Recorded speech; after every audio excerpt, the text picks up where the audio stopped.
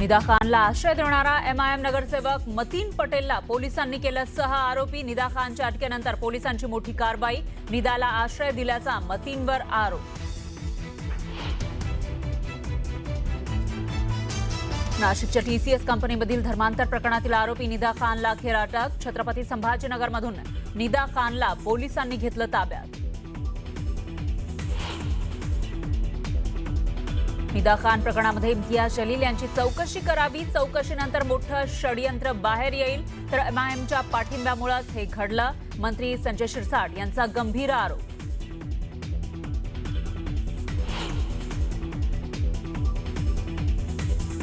पालकमंत्री संजय शिरसाट काय तपास अधिकारी आहेत का? इम्तियाज जलील यांचा शिरसाटांना टोला, तर निदानं मदत मागितली असती तर मदत केली असती, जलील यांचं विधान।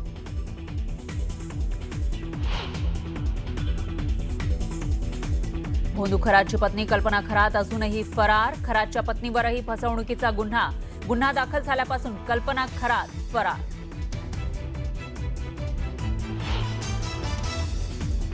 देशातील हिंदूंनी किमान 5 मुलं जन्माला घालावी। हिंदू आहात तर देशासाठी 5 संतान निर्माण करा।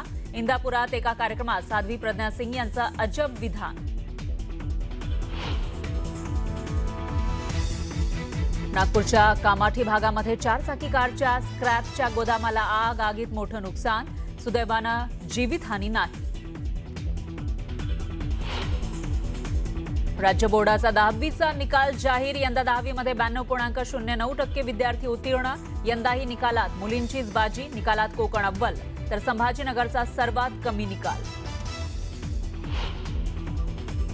खान प्रकरणामध्ये नाशिक पोलिसांनी मोठी कारवाई केली आहे। निदा खानला आश्रय देणारा संभाजीनगरमधील एमआयएम नगरसेवक मतीन पटेल याला पोलिसांनी सह आरोपी केलंय। नाशिकमध्ये धर्मांतर, अत्याचार, धर्मांतर आणि ॲट्रोसिटी गुन्ह्यामध्ये सह आरोपी असलेल्या निदा खानला मतीन पटेल याने आश्रय दिल्याचा आरोप आहे। मतीन पटेलच्या विरोधामध्ये नाशिकमध्ये गुन्हा दाखल करण्यात आलाय आणि निदा खान मागील अनेक दिवसांपासून हा फरार होता। निदा खान देखील काही दिवसांपासून फरार होती। पोलिसांकडून निदा खानचा शोध घेतला जात होता। अखेर निदा खानला संभाजीनगरमधील एका घरातून अटक करण्यात आली आहे। निदा खान ही संभाजीनगर एमआयएम नगरसेवक मतीन पटेल यांच्या घरामध्ये राहिली असल्याची माहिती सूत्रांनी दिली आहे। या संदर्भात अधिक माहिती जाणून घेऊयात। लक्ष्मण घाटोळ आमचे प्रतिनिधी या संदर्भात अधिक अपडेट देतील। लक्ष्मण, या संदर्भात काय अधिकची माहिती मिळते?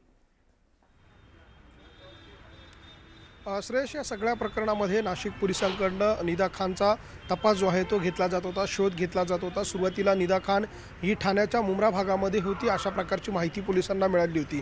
त्यानुसार गेल्या 8-15 दिवसांपूर्वी नाशिकचे एसआयटीचं पथक जे आहे ते मुंब्र्यामध्ये देखील पोहोचलं। तिच्या पतीला घेऊन त्यांनी मुंब्र्यामध्ये तपास केला। मुंब्र्यामध्ये तिच्या नातेवाईकांच्या घरी शोध घेतला। इतकंच नाही तर ती ज्या डॉक्टरच्या घरी गेलेली होती, डॉक्टरच्या हॉस्पिटलमध्ये गेलेली होती, ज्या ठिकाणून तिने गर्भवती असल्याचं सर्टिफिकेट मिळवलेलं होतं, त्या ठिकाणी देखील नाशिक पोलीस आणि एसआयटीची टीम जाऊन पोहोचलेली होती।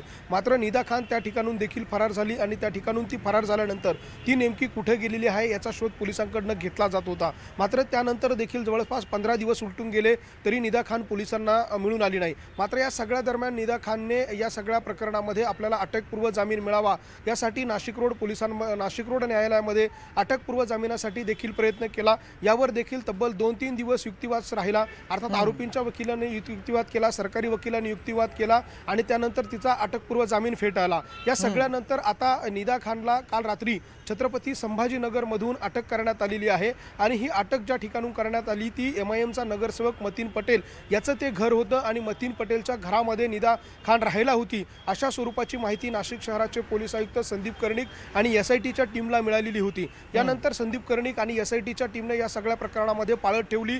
छत्रपती संभाजीनगरचे पोलीस आयुक्त यांना या सगळ्या प्रकरणाची माहिती दिली आणि हे देखील त्यांनी सांगितलं की त्या ठिकाणी असलेला एमआयएमचा जो नगरसेवक आहे मतीन पटेल याच्या घरामध्ये ती राहिला आहे अशी माहिती नाशिक पोलिसांनी छत्रपती संभाजीनगर पोलीस आयुक्तांना दिली। त्यानंतर छत्रपती संभाजीनगर पोलीस आयुक्तांनी या प्रकरणामध्ये एक टीम तिकडची नियुक्त केली, छत्रपती संभाजीनगरच्या क्राईम ब्रांचची।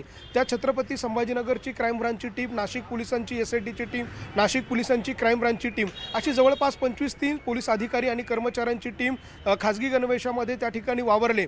तब्बल एक दिवस त्यावरती पाळत ठेवण्यात आली आणि जेव्हा त्यांना हे कळलं की निदा खान घरामध्ये आहे तेव्हा पोलिसांनी दुपारनंतर तिच्या अटकेची कारवाई केली, तिला ताब्यात घेण्याची कारवाई केली. रात्री उशिरा निदा खानला पोलिसांनी ताब्यात घेतलं. त्यानंतर रात्री सायंकाळ होऊन गेली होती, 6 वाजून गेलेले होते. कोर्ट सुरू नव्हतं. मात्र संध्याकाळी रात्री उशिरा पोलिसांनी आणि SITच्या टीमनी न्यायाधीशांच्या घरी जाऊन तिच्या कस्टडीची ऑर्डर घेतली. अर्थात तिला हस्तांतर करण्याची एक ऑर्डर जी आहे परजिल्ह्यामध्ये हस्तांतर करण्याची ती त्या ठिकाणी मिळवली आणि रात्री उशिरा तिला छत्रपती संभाजीनगरवरून पहाटे 3 वाजता नाशिकमध्ये आणण्यात आलेलं आहे. नाशिक रोड पोलीस ठाण्यांमध्ये तिचा लॉकअपमध्ये सध्या ती आहे आणि या सगळ्या प्रकरणामध्ये आता तिच्या अटकपूर्व जामिनानंतर आता फेटाळल्यानंतर आता तिला प्रत्यक्ष न्यायालयामध्ये हजर केलं जाणार आहे आणि न्यायालयात हजर केल्यानंतर नेमकं काय होतं हे बघणं महत्त्वाचं असणार आहे. मात्र निदा खान फरार होती, तिला राजाश्रय होता, राजकीय आश्रय होता, ही बाब या निमित्तानं प्रकर्षानं आता अधोरेखित झालेली आहे. त्यावर शिक्कामोर्तब झालेला आहे. आपल्याकडे काही अनेक राजकीय नेत्यांनी प्रतिक्रिया देताना असं म्हटलेलं होतं की या सगळ्या प्रकरणामध्ये MIMचे नगरसेवक तिला पाठीशी घालता, MIMच्या नगरसेवकांकडनं अशा लोकांना पाठबळ दिलं जातं, त्यांना पाठीशी घातलं जातं. हा जो काही आरोप केला गेला होता तो आरोप या ठिकाणी खरा होताना पाहायला मिळतोय आणि त्यामुळे मतीन पटेल नावाचा जो MIMचा नगरसेवक आहे त्याला या प्रकरणामध्ये नाशिक पोलिसांनी सह आरोपी केलेला आहे. त्यामुळे मतीन पटेल असेल किंवा त्याच्यासारखे आणखी काही जे या हिला मदत करत होते या सगळ्यांचा तपास केला जाईल. यामध्ये पोलिसांनी असं म्हटलेलं आहे. तपास होतो आणि न्यायालयामध्ये काय निर्णय घेतला जातो तेही पाहावं लागेल. तुमचा धन्यवाद लक्ष्मण, आपण दिलेल्या सविस्तर माहितीसाठी. दरम्यान मंत्री संजय शिरसाट यांनी इम्तियाज जलील यांच्यावर आरोप केले आहेत. निदा खानला माजी खासदार इम्तियाज जलील यांनी वाचवण्याचा प्रयत्न केला. निदा खानला आश्रय देण्यामागे आणि तिला पोलिसांपासून लपवून ठेवण्यामागे जलील यांचा हात आहे का याचा तपास व्हावा अशी मागणी शिरसाट यांनी केली.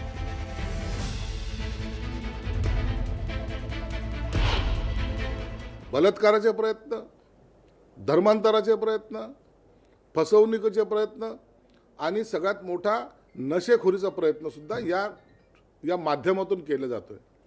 आणि म्हणून मी तुमच्या माध्यमातून पुन्हा एकदा विनंती करतो की हा MIMचा इम्तियाज जलील आणि त्यांच्याबरोबर असलेली इतर जे आहेत त्यांना सुद्धा या चौकशीतून त्यांची चौकशी झाली पाहिजे आणि ह्या चौकशीतून निश्चितच मोठं षडयंत्र महाराष्ट्राला पाहायला मिळेल.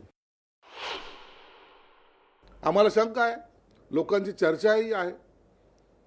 एवढं नाशिकची ती महिला मुंबईला जात नाही, मालेगावला जात नाही, ठाण्याला जात नाही, ती संभाजीनगरलाच काय येते. तो नारेगाव परिसर ज्यांनी पाहिला आहे त्यांना माहिती की तो परिसर कसा आहे. तिथं थांबून म्हणजे कुणाच्या लक्षातही येणार नाही की अशा ठिकाणी ती बाई थांबली असेल. म्हणून ते हे सगळं करणारे त्याच्या मागचे मास्टर माइंड हे निश्चितच संभाजीनगरमध्ये आहे. म्हणजे नशेखोराचं जे काही केंद्र आहे ते नारेगाव आहे.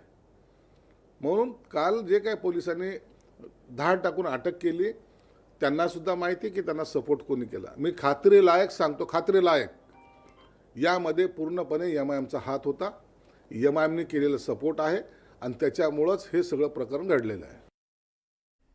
दरम्यान निदा खानचं समर्थन करणाऱ्या इम्तियाज जलील यांचा याच्याशी काही संबंध आहे का, निदाला लपवण्यामध्ये त्यांचाही काही सहभाग आहे का, याची चौकशी करण्याची मागणी भाजपचे आमदार गोपीचंद पडळकर यांनीही केली आहे.